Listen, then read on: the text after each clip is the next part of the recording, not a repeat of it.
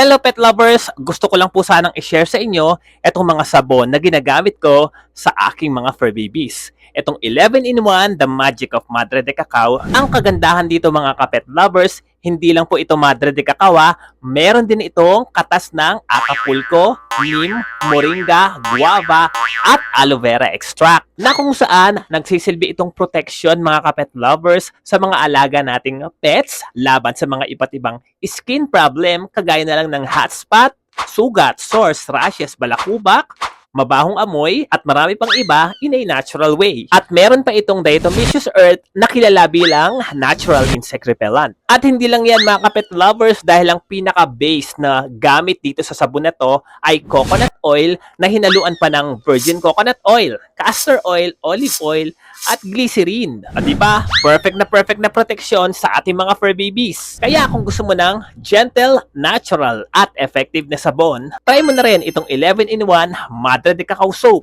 Baka sakaling mahiyang at mapagaling ang fur baby mo. Love ya pets!